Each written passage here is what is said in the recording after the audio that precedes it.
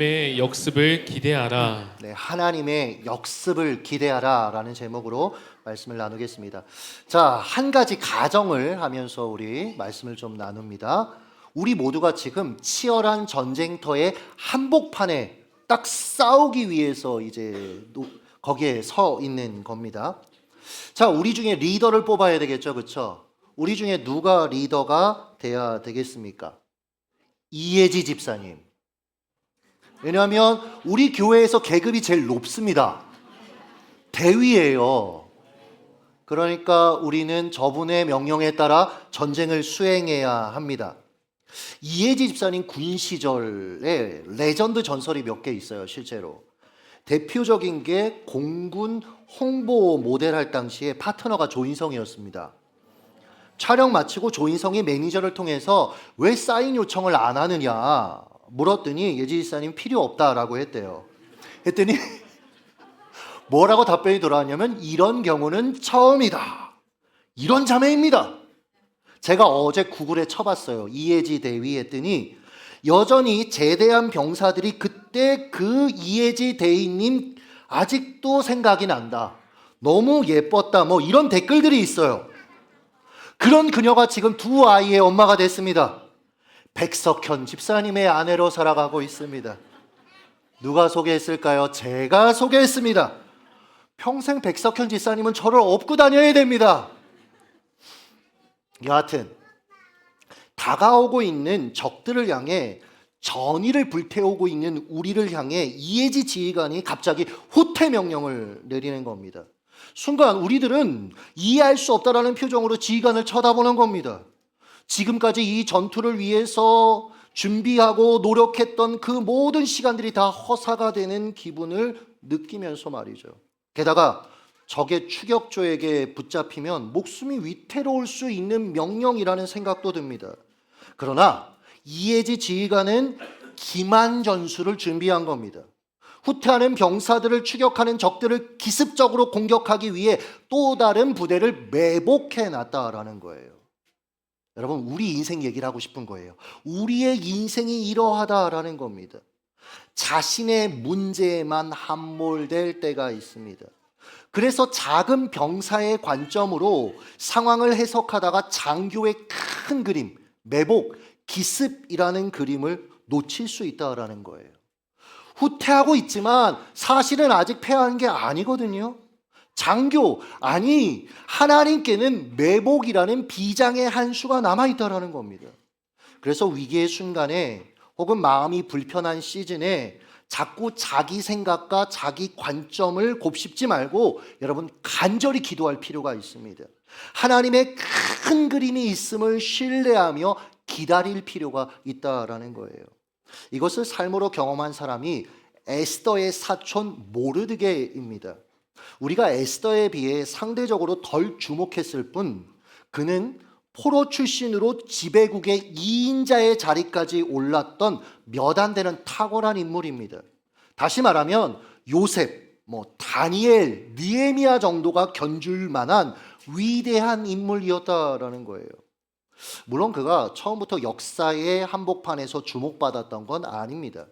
아니, 주목받아야 마땅한 일을 했음에도 불구하고 이상한 행정 처리 과정에서 잊혀진 존재가 되었던, 얼마나 억울해요, 그렇죠? 억울함이 무엇인지 알았던 인물이었습니다. 당시 모르드게는 페르시아 제국 왕군 문지기로 있었습니다. 하급 공무원 정도 됐던 거예요. 근데 어느 날 우연히 왕을 암살할 계획을 엿듣게 됩니다. 그는 속히 이것을 왕비가 된 사촌 에스더에게 알렸고 에스더는 모르드게가 제보한 내용이에요 하면서 왕에게 암살 계획을 알렸어요. 분명 모르드게가 알려준 거예요 라고 전했단 말이에요. 왕이 급히 군대를 파견했고 그들의 계획은 일망타진되게 됩니다. 심지어 이 사건을 궁중일기에 기록했다라고 성경이 콕 집어서 이야기하고 있어요. 모르드게가 엄청난 공을 지금 세운 겁니다. 당시 페르시아는 왕을 위해 어떤 공, 특별히 왕의 목숨과 연관된 일에 있어서 공을 세우면 과다하다 싶을 정도로 보상을 했대요. 왜요? 그래야 왕한테 충성하죠. 그래야 이런 일이 있어도 배신 안 하고 왕 편에 설 수 있으니까. 여러분이 모르드게였다면 이런 시대적 분위기 속에서 기대하지 않았겠습니까? 야, 내 인생에도 드디어 해가 뜨겠구나. 그런데 어떤 이유에선지 왕은 모르드게에게 포상하는 것을 까맣게 잊고 그냥 넘어가요. 지나가요. 오히려 이 왕이란 작자가요, 거기서 가만히 있었으면 됐을 텐데 유대인을 혐오했던 하만이라는 사람을 자기 다음 가는 자리에 세워버립니다. 포상을 받아야 될 사람은 못 받고 뇌물을 바쳤던 하만을 세운 거예요. 이게 우리 인생의 고민이기도 합니다. 그 자리에 적합한 사람은 항상 뒤로 밀려나 있어요. 그리고 아부하고 사람을 함부로 대하는 사람들이 자꾸 그 자리에 서 있는 거죠. 좋은 자리에 있는 거죠. 그리고 사람들을 괴롭히는 거죠. 여러분, 이 하만이라는 작자가 2인자가 되자마자 한 일이 뭔지 아십니까? 백성들을 돌봤다? 뭔가 국가 정책에 좋은 것들을 펼쳤다? 아니요. 모르드게가 자기에게 굽실거리지 않는다라는 이유로 또 그의 민족이 유대인이라는 것을 딱 알고 나서 그와 유대 민족을 학살하기 위해 왕에게 뇌물을 줬어요. 페르시아 1년 국가 전체 운영금의 3분의 2 정도의 뇌물을 줬습니다. 그러니까 이 사람이 얼마나 백성의 고열을 빠르면서 여러분 이렇게 여기까지 올라왔는지를 우리가 알 수 있지 않습니까? 학살 디데이 선정 방식은 더 황당합니다. 점술가들을 불러서 제비를 뽑았어요. 점술가들을 불러서 제비를 뽑았어요. 사람 죽이는데 400만 명을 죽이는데 한 나라의 2인자가 미신에 기대어서 정책을 결정했던 겁니다. 그런데 재미있는 게 뭔지 아십니까? 오늘날에도 많은 정치인들 여러분 아시지 않습니까? 그리고 기업가들, 특별히 대기업 이런 얘기들 공공연하게 들리죠. 이런 식으로 미신에 기대어서 결정을 하곤 하지 않습니까? 그 결정에 영향을 받는 건 우리 같은 사람들이고요. 자, 제비 뽑기 결과 11개월 뒤에 학살하면 좋다. 그래서 그렇게 픽스해요. 여러분 보세요. 이들은 자신들의 모든 계획이 완벽하게 돌아갈 것이다라고 아마 자신했을 것입니다. 왜요? 왕이 제가했고 자기들이 믿는 미신을 통해서 또 그 날짜까지 점지받았으니 그러나 이들이 모르는 것이 하나 있었습니다. 잠언 16장 33절이에요. 읽습니다. 시작. 제비는 사람이 뽑으나 모든 일을 작정하기는 여호와께 있느니라. 할렐루야. 제비는 사람이 뽑아도 그 모든 일을 작정하시는 분은 누구래요? 하나님. 사람이 하는 것 같아도요, 결국 하나님의 생각과 계획대로 인생은 되어지는 겁니다. 하나님은 이들의 악한 계획을 사용하셔서 모르드게를 높일 탁월한 기습을 이미 준비하고 계셨어요. 물론 우리 모르드게는 하나님의 이 큰 그림을 몰랐습니다. 그의 좁은 시야로 보면 포상은 고사하고 자기는 제국의 2인자에게 찍혔습니다. 자기 민족은 11개월 뒤에 학살당한 위기에 처해 있는 거예요. 얼마나 당황스러웠을까요? 절망스럽지 않았을까요? 참으로 다행스러운 점은 그가 원망하고 자포자기하기보다 하나님께 기도했다라는 거예요. 저는 오늘 이걸 좀 주목하고 싶습니다. 그는 하나님께 기도했습니다. 여러분, 이때 내뱉는 기도가 어떤 기도일까요? 이때 내뱉는 그 기도의 그 심정은 어떨까요? 얼마나 절박했을까요? 11개월 뒤면 끝장나는 거예요. 하나님 안 도와주시면 이제 아무것도 안 되는 거예요. 이때 내뱉는 기도, 그리고 그 심정을 여러분 아마 인생의 여러 과정 속에 겪으신 분들이 있을 거예요.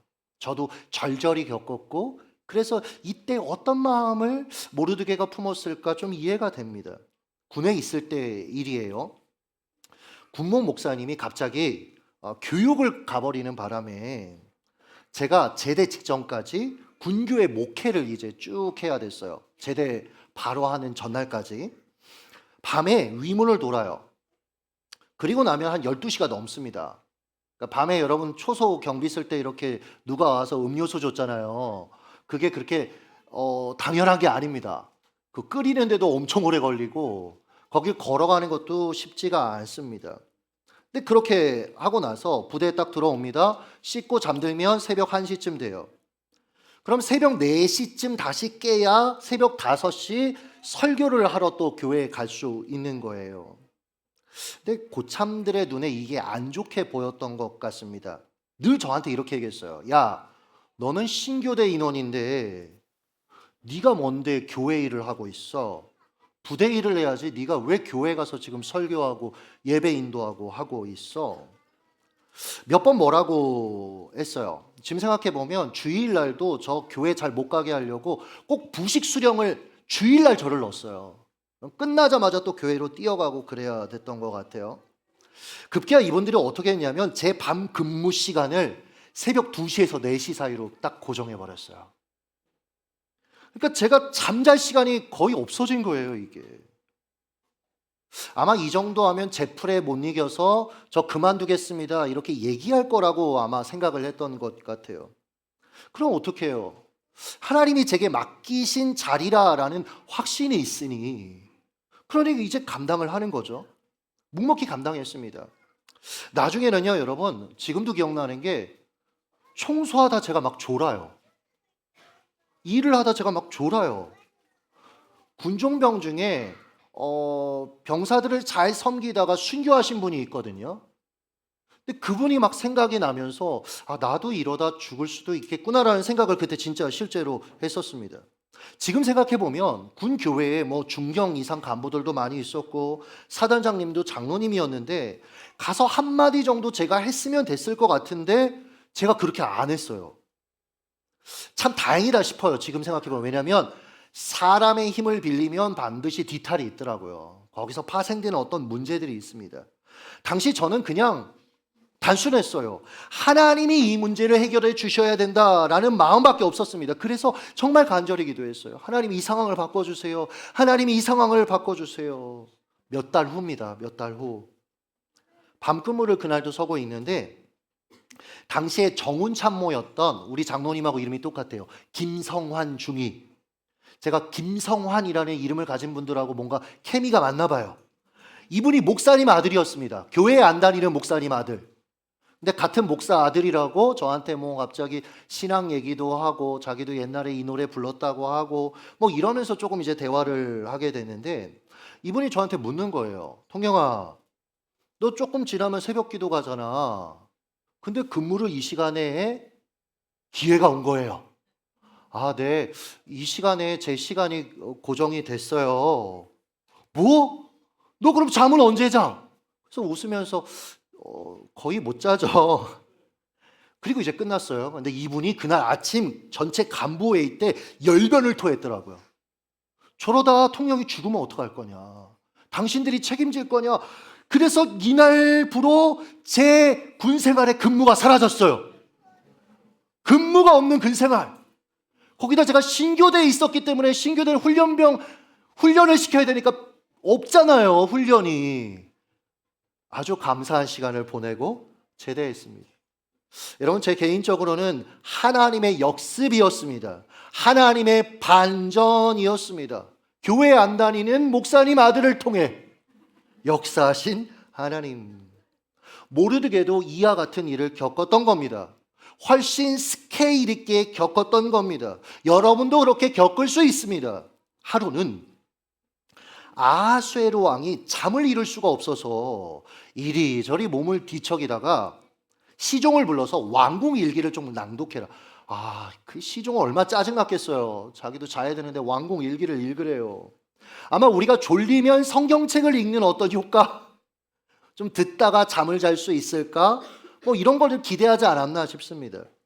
시종이 그동안 왕궁에 있었던 일을 쭉 읽기 시작합니다. 그런데 모르드게에 관련된 대목에서 왕이 깜짝 놀라요. 아까 여러분 성경이 얘기했잖아요. 왕궁 일기에 기록됐더라. 이렇게 적혀 있었습니다. 모르드게가 왕을 암살하려고 했던 음모를 보고함으로써 왕의 목숨을 구했다. 왕이 급히 신하들을, 이 신하들은 무슨 잘못입니까? 신하들을 불러서 모르드게에게 어떤 조치, 어떤 상이 내려졌는지를 묻습니다. 아무 조치가 없었던 거예요. 왕이 충격을 받습니다. 자기 목숨을 구했는데.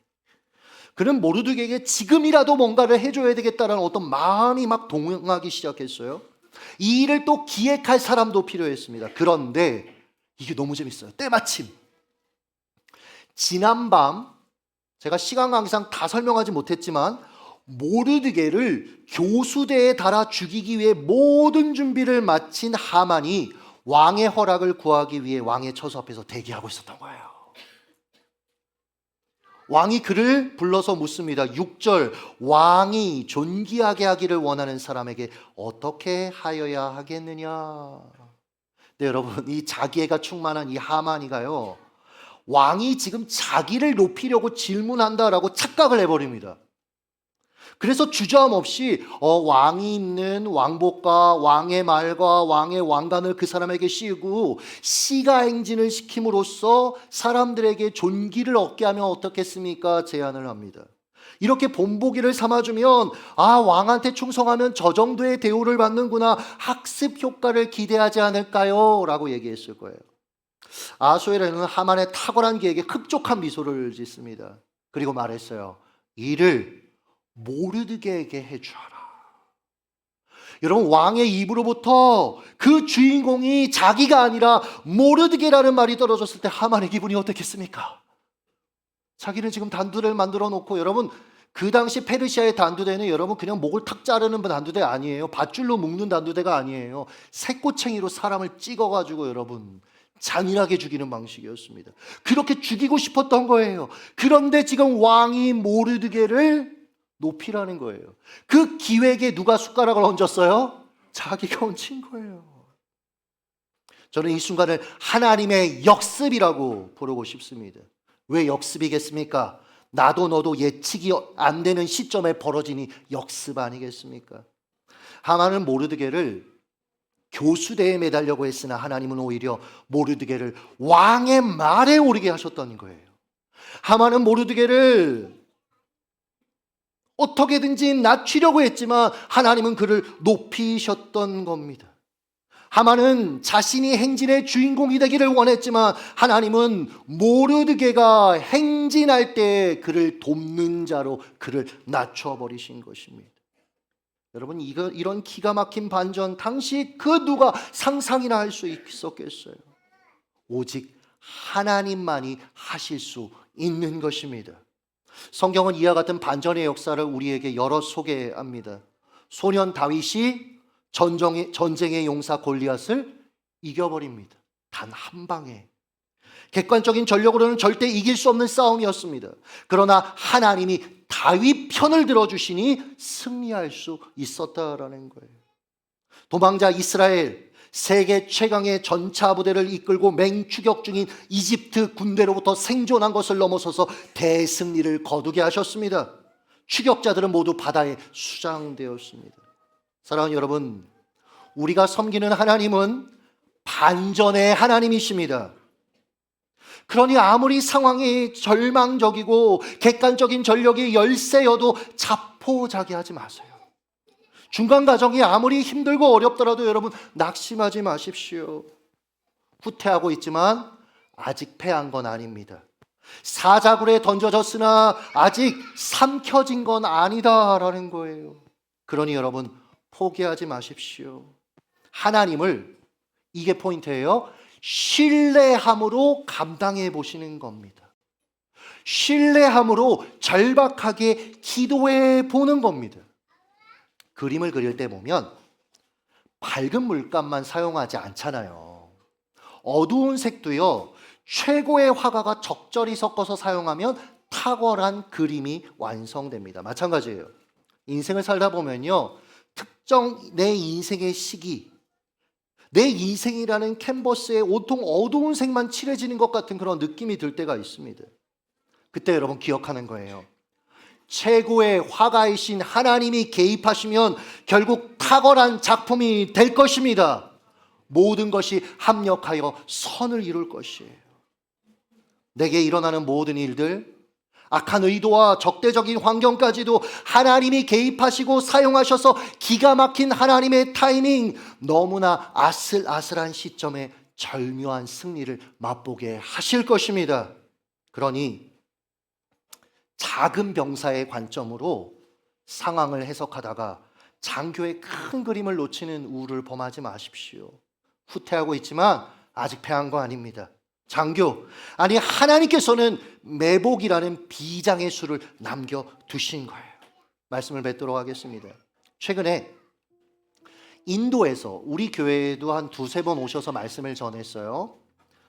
성함은 우리가 나눌 수 없지만 인도에서 놀라운 사역을 일으키고 계신 선교사님과 교회 건축을 저희가 이제 하게 되었다라는 그런 일상을 좀 나눴습니다.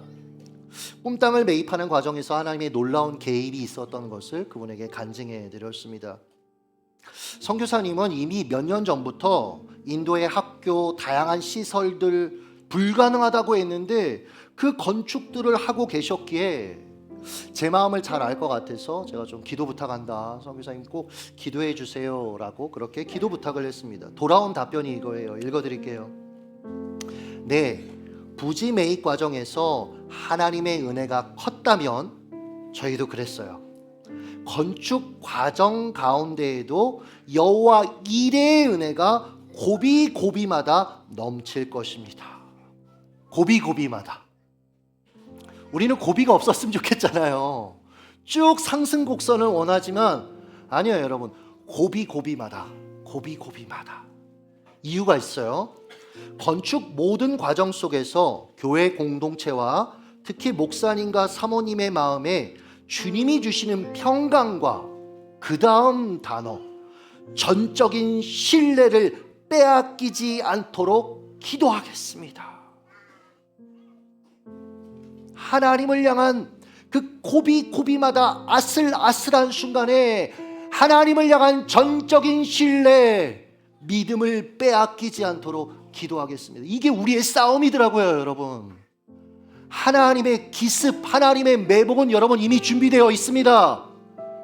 중요한 건 뭐냐면 그 아슬아슬할 때에 전적으로 하나님을 신뢰해야 돼요. 하나님을 신뢰하는 마음을 빼앗기지 않는 싸움을 우리가 시작해야 된다는 것입니다. 그럼 어떻게 되는지 아십니까? 이렇게 말씀하셨어요. 주께서 더 단단하게 세워가실 모습이 기대가 됩니다. 더 단단하게 세우실 것이 기대가 됩니다. 제 올해 말씀이 뭔지 아세요, 여러분들? 로마서 4장 20절이에요. 믿음이 없어 하나님의 약속을 의심하지 않고 믿음으로 견고하여져서 하나님께 영광을 돌리며. 하나님이 내게 해주시는 말씀. 저희 안에 말씀은 뭔지 아십니까? 하나님이 필요한 것을 채우신다는 말씀이에요. 우리가 영적 리더인 우리가 하나님 앞에 믿음으로 서야 되는구나. 하나님의 매복은 이미 있고 하나님의 기습은 실행될 터이니 중요한 건 믿음으로 견고하게 서야 되는구나. 엎드려 기도하며 하나님 앞에 살아가야 되는구나. 여러분도 마찬가지. 우리 성도들의 일상을 들으면 목회자로서 마음이 너무 아플 때가 많아요. 어제도 자기 전에 한 지체가 뱃속에 있는 아기가 어려움을 겪고 있는 얘기를 들으면서 기도하면서 잠들었지만 어떻게 하나님 은혜 없으면 하나님 도움 없으면 하나님 안 됩니다. 일주일 내내 울었다라는 얘기를 들으면서 그래요. 기도할 수밖에 없어요. 그래요. 그러나 그 상황 속에서도 여전히 하나님을 향한 절적 신뢰를 가지고 믿음으로 나아가는 것. 그게 우리가 해야 될 일이더라고요. 나머지는 하나님이 하실 것입니다. 전 그래서 그 가정을 위해서 계속 기도할 거예요. 하나님이 역사해달라고. 여러분도 마찬가지 삶의 여러 가지 어려움들이 있을 겁니다. 추운 인생의 겨울을 맞이한 분들도 있을 것입니다. 그러니 우리 기도합시다. 그러니 우리 하나님을 향한 전적 신뢰를 빼앗기지 아니하고 이 시간을 통해서 우리 더 견고해집시다. 더 단단해집시다. 그래서 맡기신 하나님의 나라를 더 아름답게 세워가는 궁궐에서 문 지켰던 모르드게가 제국의 2인자가 되어 하나님 나라의 일을 더 힘있게 감당했듯 그렇게 쓰임받는 저와 여러분의 인생 되시기를 예수님의 이름으로 축복합니다. 기도하겠습니다.